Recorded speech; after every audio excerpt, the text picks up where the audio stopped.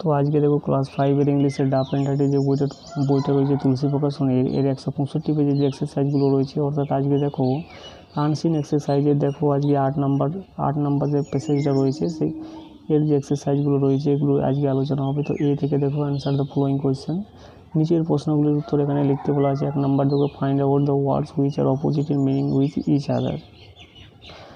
এখানে কিন্তু অপোজিট শব্দ খুঁজে বার করতে বলা হচ্ছে টেক্সট থেকে, যেগুলো কিন্তু একে অপরের বিপরীত। তো 1 নাম্বারটা দেখো হটটা হয়ে যাবে কোল্ড, ফিজিক্যালটা হয়ে যাবে মেন্টাল।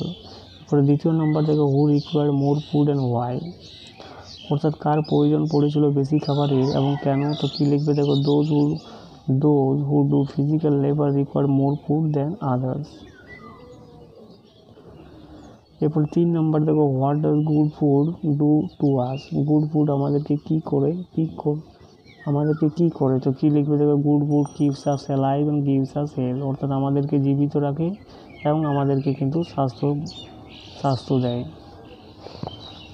এরপরে বিয়েরগুলো দেখো give a tick against the correct information and cross against the incorrect one, অর্থাৎ এখানে কিন্তু যেগুলো কিন্তু সঠিক সেগুলো টিক চিহ্ন করতে বলা হচ্ছে, অর্থাৎ এবং যেগুলো কিন্তু ভুল সেগুলো কাট চিহ্ন লিখতে বলা হচ্ছে। তো কী হবে দেখো food keeps us alive and gives us pleasure, এটা অবশ্যই কিন্তু টিক চিহ্ন হবে।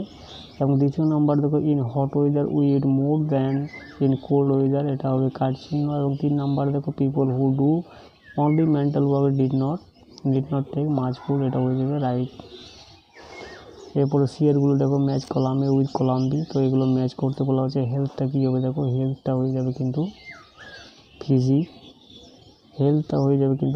এরপরে পয়জন মানে বিষ, যেটা হয়ে যাবে কিন্তু কন্টামিনেটেড। অ্যাপিটাইট মানে ক্ষুধা, যেটা হয়ে যাবে কিন্তু রিকোয়ারমেন্ট অফ ফুড। আর কোয়ান্টিটি যেটা হয়ে যাবে কিন্তু অ্যামাউন্ট।